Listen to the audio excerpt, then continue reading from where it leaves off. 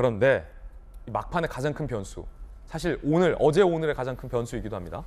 안철수 후보가 집중적으로 제기하고 있는 문제인데 대통령실의 공무원 신분의 행정관이 이 전당대회에 깊이 관여했다라며 안철수 의원은 의혹을 제기했습니다. 한 매체는 대통령실 행정관의 녹취라며 공개를 했는데 한번 들어보시죠. 네, 그때 저 인사드린 행정관입니다. 이제 저희 이제 전당대회도 별로 안 남고 그래서 이제 저희 김기현 대표 그런 방이 하나 있는데 거기 컨텐츠 올라 있으면 그런 것도 좀 봐주시고 좀 전파하실 방이 있으면 전파도 좀 해주시고 그러십사. 예, 그래서 방이 있는데 좀 초청을 드려도 될까요?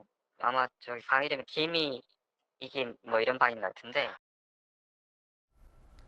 대통령실 행정관이 선거운동을 하고 있다는 증거다라며 안철수 후보는 강력 비판했습니다. 대통령실이 전대 개입한 거 아니냐, 법적 조치하겠다라고까지 했습니다. 안철수 후보 이야기 들어보시죠. 대통령실이 전당대회에 개입한다면 내년 총선에서도 개입할 수 있음을 보여주는 것입니다. 오늘 중으로 그에 대한 분명한 답변을 내놓지 않는다면 법적인 조치가 뒤따를 수밖에 없을 것입니다. 징역형까지 가능한 범죄거든요. 예. 김기현 후보가 쉽게 얘기하면 대통령실로 하여금 범죄 행위를 할 수밖에 없는 상황에 밀어넣은 것. 선을 완전히 넘었다. 통상적인 대통령실 공무원의 행동은 아니죠. 안철수, 황교안, 또 천하람, 나머지 세 후보는 강력 반발하고 있습니다.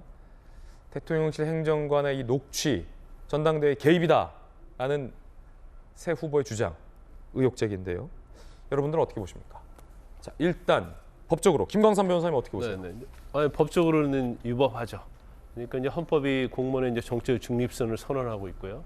그다음에 이제 공직선거법 제57조의 6을 보면 당내 경선과 관련해서 공무원이 선거운동을 못하게 되어 있어요. 그런데 지금 물론 이거 자체를 선거운동을 할 수 있을까라는 좀 애매한 측면이 있죠. 그래요? 예, 직접적이가 아니라 약간 간접적으로 이게 본인도 아는 거예요. 이게 만약 문제가 되면 이거 처벌받을 수 있다. 이게 형량도 꽤 높아요. 3년 이하 징역, 600만 원 이하의 벌금이거든요. 그런데 이제 전체적인 어떤 취지를 보면 일종의 어떤 선거운동을 하기 위해서 단톡방에 끌어들인 거고, 그건 단톡방에 끌어들여서 그 내용을 갖다가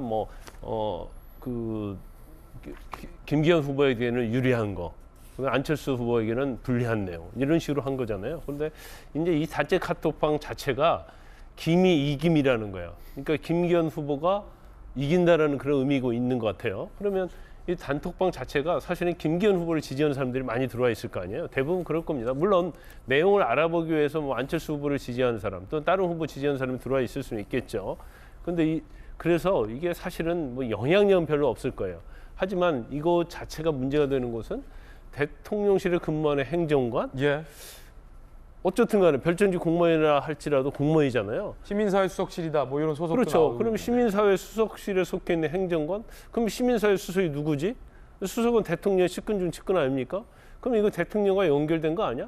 대통령실이 조직적으로 선거운동을 하는 것이 아니야?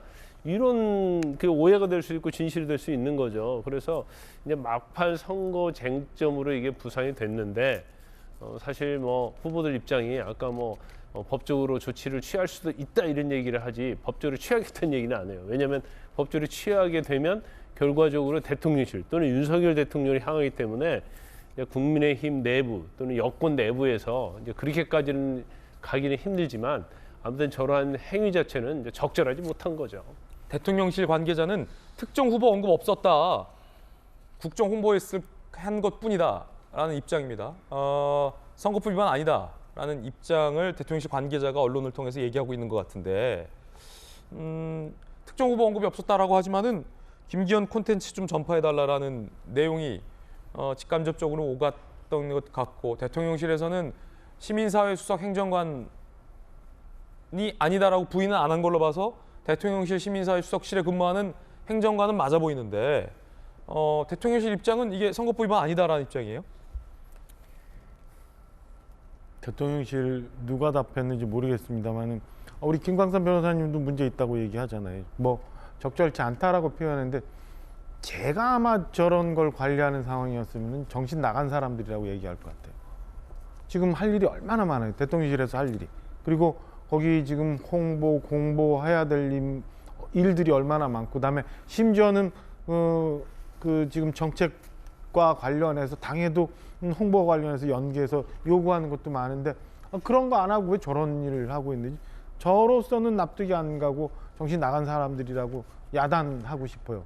지금 그거 말고 오롯이 본인들한테 주어진 일만 매진을 해도 부족할 시간에 괜히 오해받을 일 저런 예. 거 해가지고 지금 전당대 막판에 혼탁스럽게 만들고 흐리게 만들고 하는 것 잘못된 거라고 보고요. 대통령실 관계자 누군지는 잘 모르겠습니다만 그것도 좀 정제해서 얘기했으면 좋겠어요. 만약에 문제가 있는 건 문제가 있다고 인정을 하고 아니면은 아니라고 얘기하고 그럼 본인이 누군지 목소리도 이미 나온 판에 좀 설명을 할 수 있게 해줘야지 무조건 아니다라고 해서 넘어갈 일은 아닌 것 같다는 생각이고요. 저는 뭐 부적절함을 넘어서 대통령실에서 근무하고 있는 사람으로서는 있을 수 없는 일을 좀 만약에 저게 사실이라면 했다라고 저는 생각합니다. 전당대 결과와 상관없이 나중에라도 전모가 좀 나왔으면 하는 생각이에요.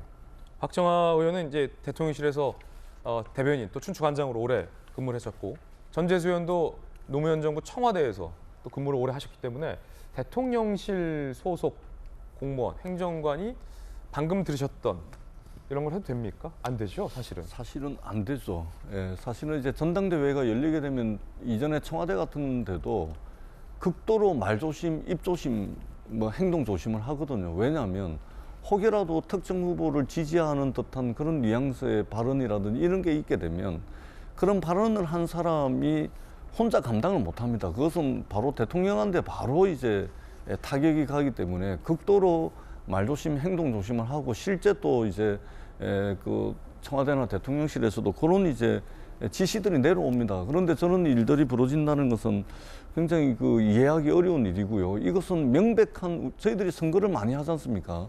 이것은 명백한 실정법 위반입니다. 더더구나 헌법, 정당법, 공직선거법, 공무원법에 국가공무원법에 명백하게 공무원들의 정치적 엄정 중립을 명백하게 명시를 하고 있거든요. 이게 당내 선거도 포함이 되는 겁니다. 그렇기 때문에 이것은 굉장히 부적절하고 또 이게 이 대통령부터 시작을 해가지고 지금 대통령실의 행정관까지 꼼꼼하게 지금 당무 개입을 하고 있는 것으로 이렇게 비춰지는데 정당 민주주의를 위해서도 바람직하지 못하다 이 말씀을 드리고 안철수 후보께서 조금 문제 제기가 늦었다.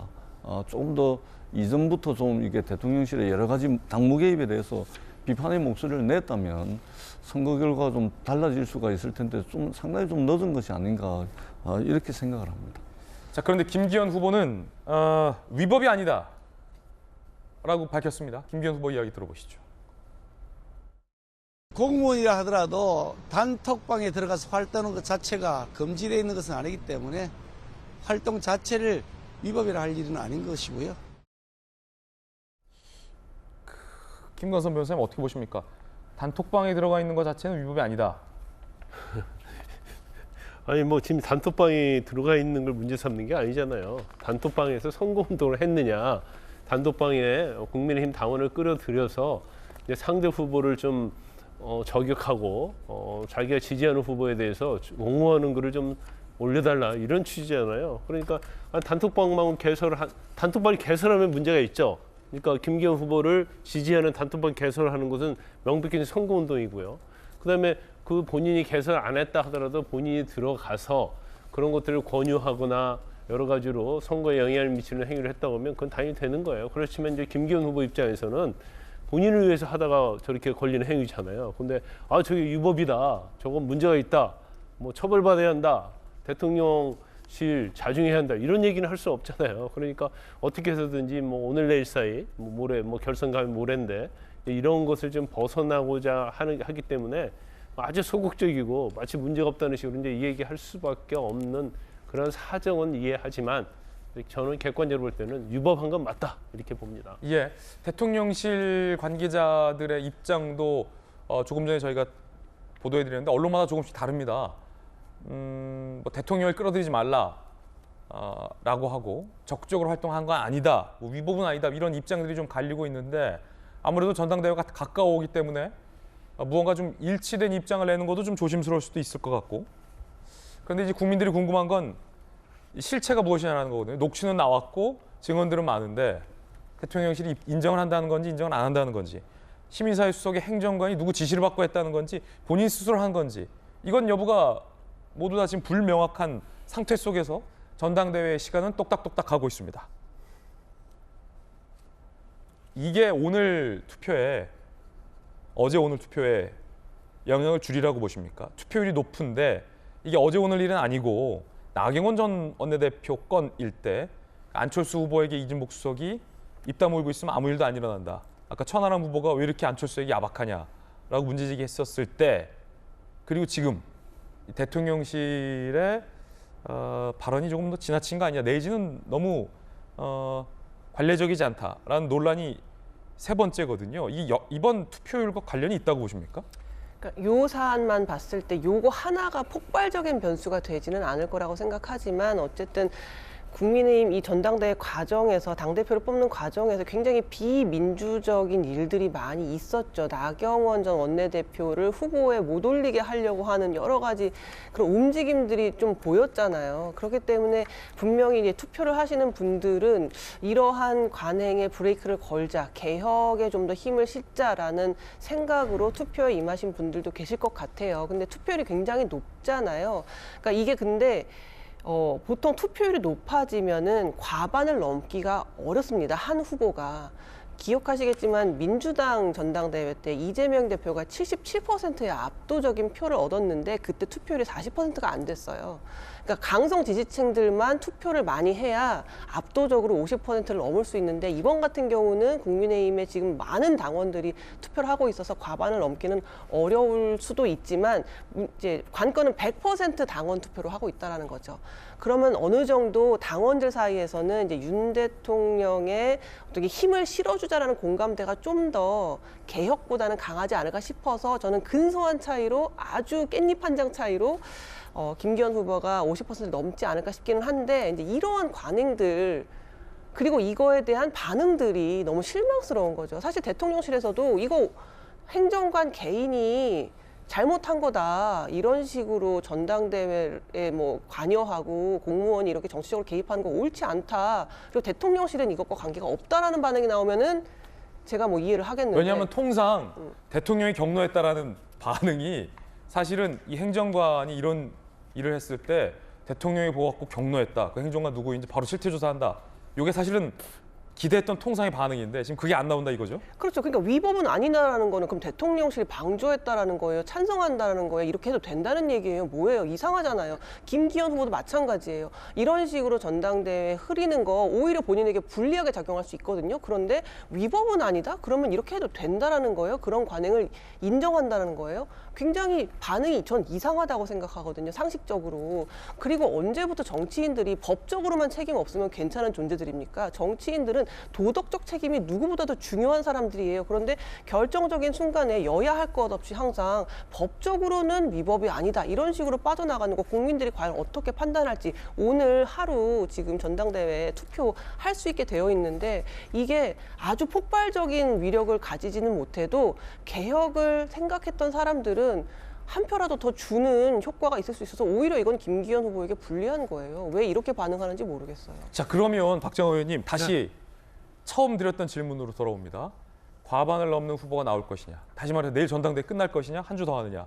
만약에 내일 전당대회가 끝난다면 김소영 교수 얘기했던 것처럼 이 같은 의혹 제기는 그냥 뭐 찻잔 속의 태풍, 별 중요한 변수가 안 될 것 같다라는데, 만약에 내일 전당대회가 끝나지 않는다면, 한 주가 더 간다면, 4일이죠. 4일이 더 간다면, 4일인데 지금 현재 이제 오늘 그 ARS가 돌아갑니다. 그저께까지 이틀 동안 모바일 투표가 됐고, 어제 오늘 모바일 투표를 하지 않은 분들에 한해서 이제 ARS 전화가 가는데, 오늘 아마 ARS 전화 받는 분들이 최종 투표율 53%에서 한 5, 6% 포함돼서 60이 조금 안 되게 나올 걸로 예상이 돼요. 이 5%는 사실은 지금 현재 있었던 논란에 대해서 크게 영향을 못 미칠 수 있어요. 그런데 만약에 내일 과반 후보가 나오지 않고 결선을 가는 상황이고 4일 동안 아마 중간에 한번 토론도 있는 것 같거든요. 4일 동안 굴러간다라고 하면 그게 결정적으로 영향을 미치지는 않지만 얼마간은 지금에 있는 대통령실 행정관이 저런 거를 했다면 저는 얼마간의 당심에도 좀 흔들리게 이게 공고한 그 어떤 저 후보에 대한 지지층을 이렇게 약간 흔들 수 있는 그런 요소는 될 수 있다라고 생각을 합니다. 예, 이게 높은 투표율이 과연 누구에게 유리할지 불리할지 그리고 내일 전당대회 끝날지 안 끝날지 이게 중요한 이유는 전당대회 속에 탄생한 당대표의 리더십과 매우 연관이 깊기 때문입니다. 과연 내일 전당대회는 끝날까요? 끝나지 않을까요? 상당히 궁금해집니다. 이번엔 저희가 준비한 네 번째 이야기 시작하겠습니다. 정부가 강제징용 피해자들에 대한 배상 방법을 공개했습니다. 그리고 일본도 이에 대해서 화답을 했습니다. 그런데 또 일각에서는 강제동원 피해자들은 사과 없는 보상을 받지 않겠다라는 강한 비판도 동시에 나오고 있습니다. 그 이야기 지금 시작하겠습니다.